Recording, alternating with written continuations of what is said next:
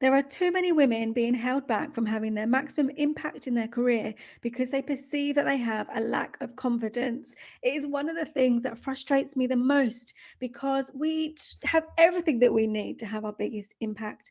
And this perceived lack of confidence is, oh, I just want to deal with it. So, in this video, which I recorded live on LinkedIn earlier, I'm going to talk about how it's not a lack of confidence that's getting in the way of you having your maximum impact in your career and what it is instead.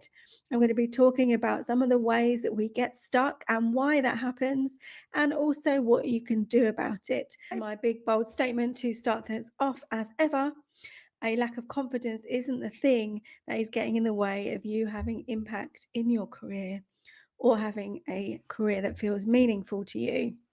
If you are watching me for the first time, then my name is Emma. My company is called Be Unstoppable, and I help brave women in HR to get unstuck from their careers and have maximum sustainable impact, both in their careers and for a life that feels meaningful outside of work, too. Thank you, Joanne. Hello. And Amy, you're there too. Thank you so much for commenting to let me know that you're there. Fantastic. My big, bold statement: it is not a lack of confidence that is getting in the way of you having maximum impact in your career. How do I know this? Well, personal experience, but also the fact that I coach women in this space. And quite often they will come to me for coaching and they'll be like, look, I'm really stuck in my career. I really want to move on. Maybe I want to leave HR completely as two. And the way that their perceived lack of confidence shows up for them are things like not speaking up in meetings, like excessively preparing for meetings. So imagine the scene: you've got a really important person that you're meeting, whatever that means, and you just need to know all the ins and outs of everything that they might potentially ask you. So you're going to prepare for days upon end in order to just be able to answer everything that they might say to you. It shows up like that. Also, procrastinating. So believing that things have to be perfect. So taking like ages to deliver on it or to make sure that everything's absolutely right before it gets sent off somewhere. Also, staying in a career that isn't feeling meaningful to people, or staying in a career or in a job that isn't feeling meaningful to them, and potentially that lack of confidence sometimes makes them stay too long in situations that are actually damaging to them. So in a toxic environment, not having the confidence to then move on, and they may be turning down projects or turning down opportunities like speaking opportunities or projects within their organization, like stretch projects, just turning them down because they don't feel like they have the confidence. And do let me know by commenting if there are other ways that your perceived lack of confidence shows up for you too. Or indeed, if you resonate with any of those. They tend to be the ones that people, when they work with me one-to-one, will be telling me that's the way that my lack of confidence is getting in the way. I want to speak up, but I don't have the confidence. I want to get a promotion, but I don't have the confidence. I want to go for a new job, but I don't have the confidence. And here is why that is a problem, right? So when we say that we don't have the confidence, what we do, both men and women do it, we all do it, humans do it. What we do is we associate competence with confidence. So the more confident that we appear to other people, the more competent they think we are. And we're also doing it too. Now, there's actually no link at all between confidence and competence. But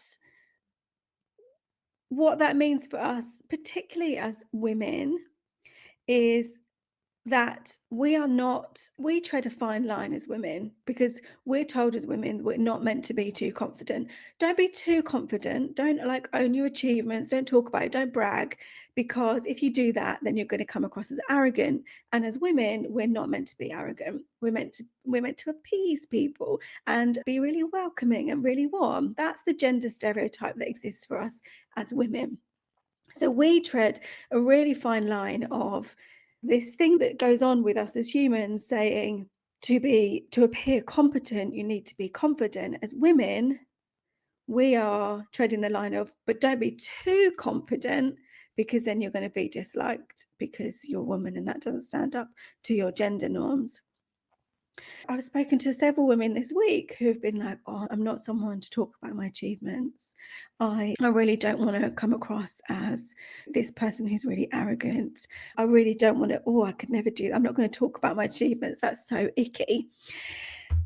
And that lack of, or not wanting to talk about the things, not taking ownership, accountability of the things that we're doing so brilliantly, that's getting in the way potentially of us getting those opportunities, getting the chances to demonstrate what we're capable of, getting in front of the people who can determine, do you get the promotion or do you get the pay rise, do you get the job or not? Because we're just not talking about the things that we're doing so brilliantly. It's a problem when we think we've got a lack of confidence because we're not talking about the things that we're actually doing really brilliantly.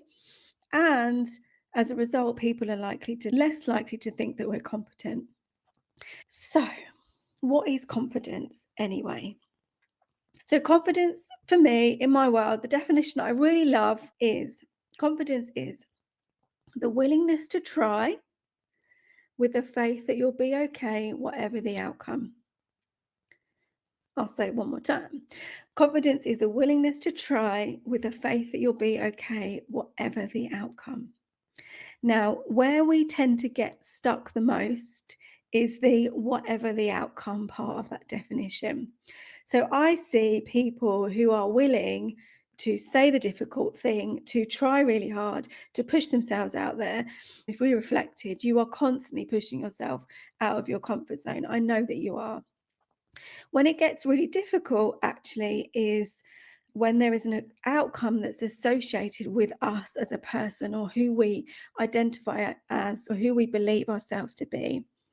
So whatever the outcome tends to become the thing that holds us back the most. So I really want to give up working in HR and go and, I don't know, live in a forest. But people will think I'm a failure. I want to do this, but what if people don't like me? What if I look silly? What if I get it wrong? What if I don't know the answer? What if I get emotional? This is a really big one. Oh, I really want to assert myself in those difficult situations. But every time I do that, I cry and I get really frustrated and I just look really silly. So it's not the lack of confidence that's holding us back. It is the fear of the potential outcome of doing the thing really the thing that's holding us back. The fear of the potential outcome. Now, the thing about that is that it's just a one potential outcome, and largely what people think of you or how they react to you haven't got any control over that at all. Sure, don't walk around being a complete dick, of course, but people's perception of you, whether they think you're silly, whether they think you're arrogant, whether they think whatever they think of you, is largely based on their own take on the world, their own model of the world, all the things that they've learnt to be true over their lifetime. There's no judgment attached to that. It's just like a fact. So, anytime you don't do something because you are worried about a potential outcome, you're trying to control the uncontrollable. It's the thing that hasn't happened yet. And the reason that you're doing that is because your brain is having a fear response.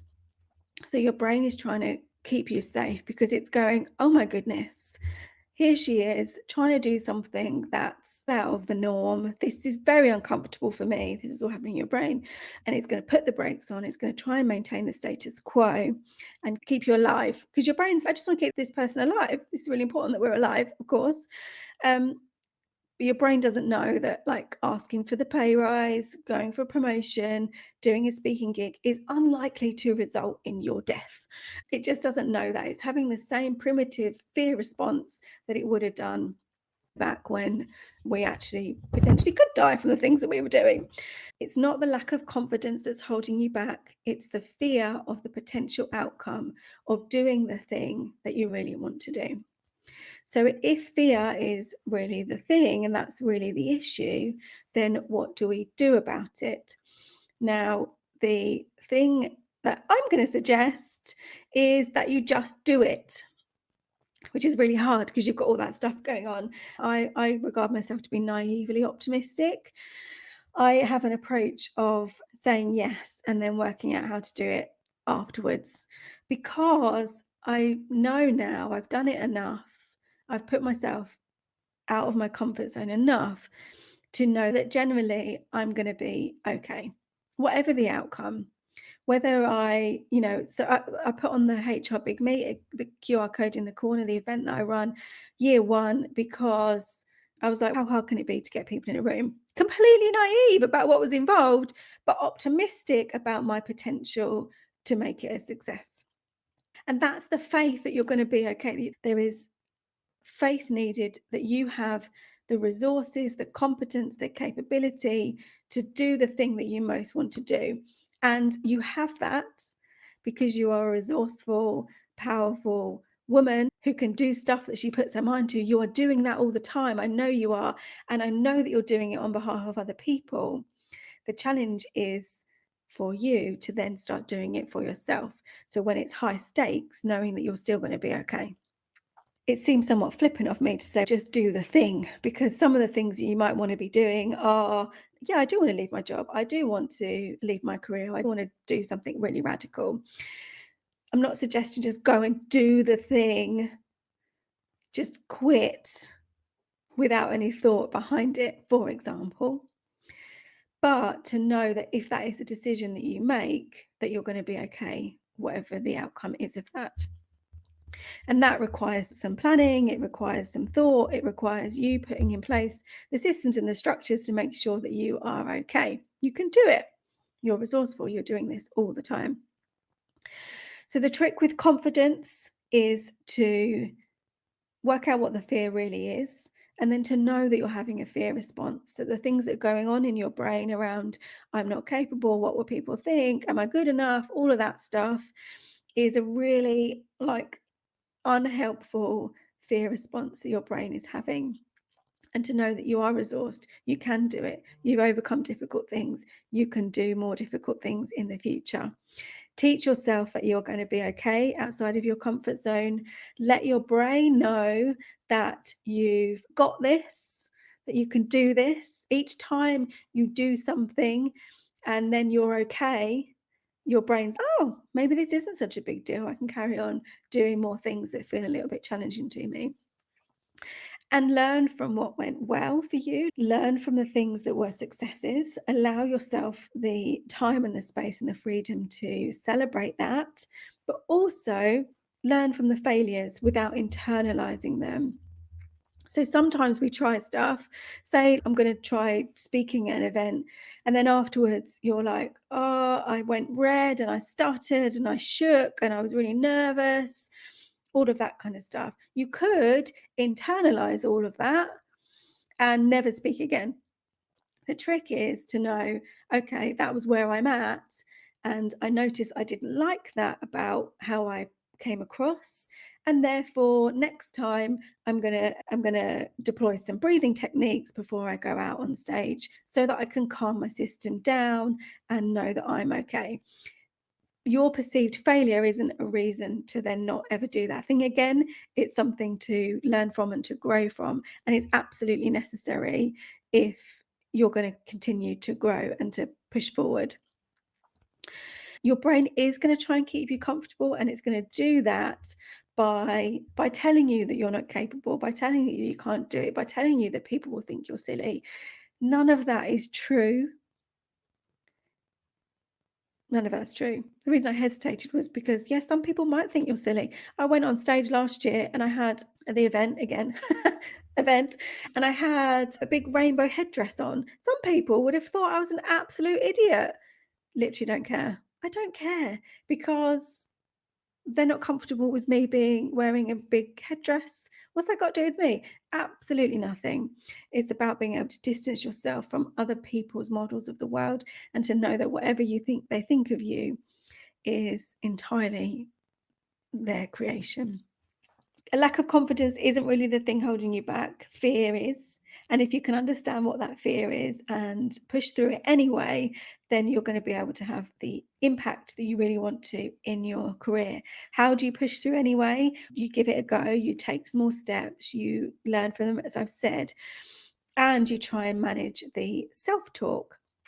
One of the ways that you can manage the self talk is through affirmations. In some of the way that I've been talking to you today around you are capable, you are resourced, you can remind yourself of that in those moments when your brain is starting to go off on one about how you're not capable and you can't do these things. You can do some breathing, regulate your system, get your body out of a threat response and start repeating to yourself, I am capable, I can do brave things, I have every right to achieve my full potential. That's just one way of managing the negative self-talk as it comes up when you are in a threat response.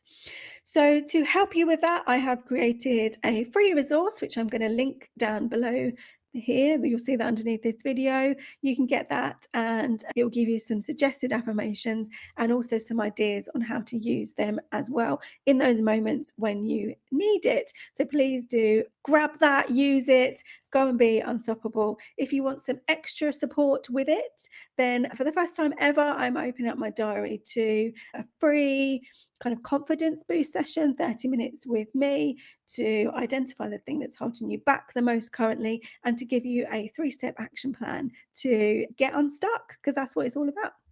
So again, I'll link that below. And if you want to take me up on it, then book yourself in because it will be a pleasure to get you on your way and feeling your most unstoppable self. I've mentioned it a couple of times too. The last thing just to mention before I go is that I run an event. It's called the HR Big Meet. One of the top things that is coming out from the people who've got tickets already is that confidence is one of their biggest challenges. We are going to be hosting a workshop on the day all around confidence to help you with that, and just being in that room with people sharing your stories, realizing that no one else has got it as together as you think that they have, hearing the inspiring stories from the stage, and obviously getting tooled up to feel resourced and unstoppable. That is all there for you. So thank you if you have listened in live. Thank you for commenting. And if you are watching this on like replay, then I will keep in touch with the comments. Let me know what you think. And let me know if you go and try something just with the faith that you're going to be okay, whatever the outcome. That to me would be incredible. And I'd love to cheerlead you and to celebrate you. And Alison is saying, and you rocked that headdress. Thank you so much. It lit up. It had disco balls. It was rainbow. What is not to love?